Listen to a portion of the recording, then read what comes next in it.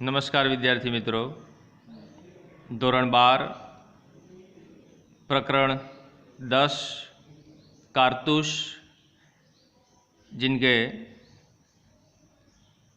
लेखक है हबीब तनवीर। देखिए विद्यार्थी मित्रों, उनका जन्म सन 1923 ईस्वी सन और निधन सन 2009 ईस्वी सन।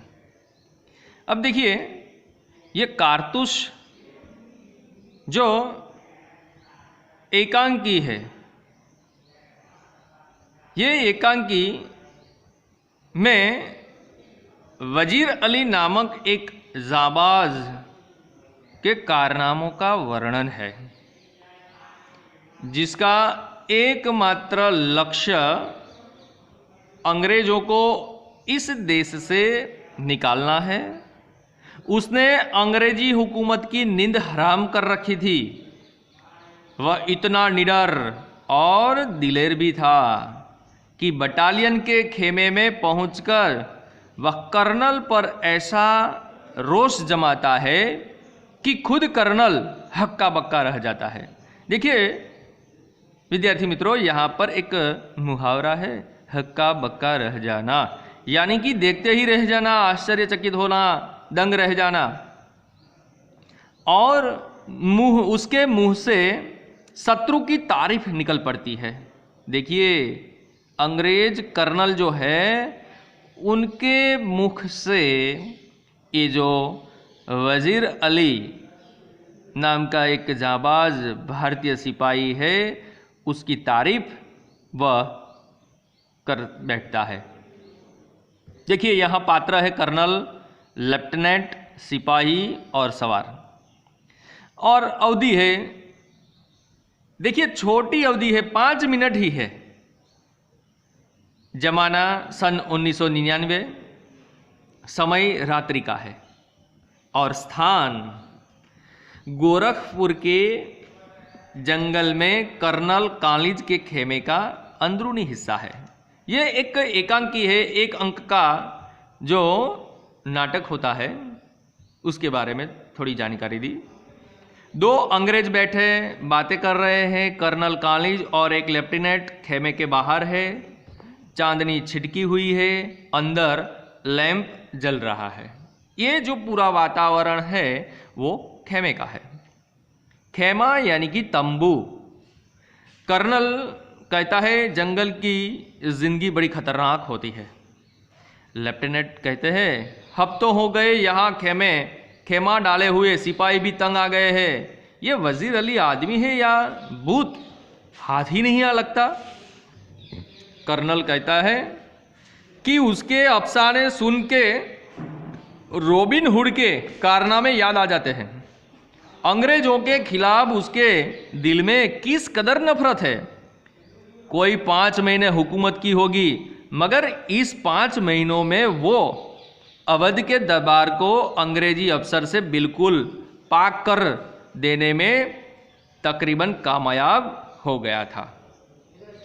देखिए यहाँ पर उसकी जो बात है, उनके जो गुणगान हैं, वह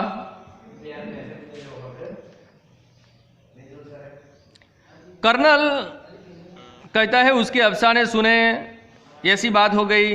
अब लेफ्टिनेंट कर्नल कॉलेज, ये शहादत अली कौन है? कर्नल आसिफ उदौला का भाई है, वजीर अली का, और उसका दुश्मन असल में नवाब आसिफ उदौला के यहाँ लड़के की कोई उम्मीद नहीं थी। वजीर अली की पैदाइश को शहादत अली ने अपनी मौत ख्याल किया, यानी कि उसको अपना लिया।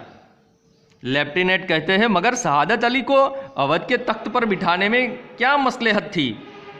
कर्नल कहते हैं कि शहादत अली हमारा दोस्त है और बहुत ऐसे पसंद आदमी है, इसलिए हमें अपनी आधी मुमलिकत यानी कि जायदाद दौलत दे दी और 10 लाख रुपये नगद यानी कि रोकड़ा। अब वो भी मजे करता है और हम भी। लेफ्टिनेंट कहते हैं सुना है ये वजीर अली अफगानिस्तान के बादशाह शाह जामा को हिंदुस्तान पर हमला करने की दावत यानी कि आमंत्रण दे रहा है। कर्नल कहते हैं कि अफगानिस्तान को हमले की दावत सबसे पहले असल में टीपू सुल्तान ने दी, फिर वजीर अली ने उसे दिल्ली बुलाया और फिर शमसुद्दौला ने भी, यानी कि ये क्रम चलता रहा। लेफ्टिनेंट कहते कौन शमसुद्दौला? कर्नल कहते हैं नवाब बंगाल का निस्बती यानी कि रिश्तेदार है, जो उनका भाई है, बहुत ही खतरनाक आदमी है। लेफ्टिनेंट कहता है इसका तो मतलब ये हुआ कि कंपनी के खिलाफ सारे हिंदुस्तान में एक लहर दौड़ गई है। कर्नल कहते हैं जी हाँ, और अगर ये कामयाब हो गई तो बक्सर और प्लासी के कारनामे डरे रह जाएंगे और कंपनी जो कुछ लॉर्ड क्लाइव के हाथों हासिल कर चुकी है, लॉर्ड वेलेस्ली के हाथों सब खो बैठेगी।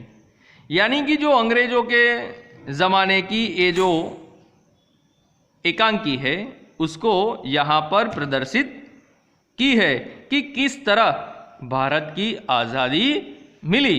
अब देखिए विद्यार्थी मित्रों, आगे का जो हिस्सा है वो हम अगले वीडियो में देखेंगे।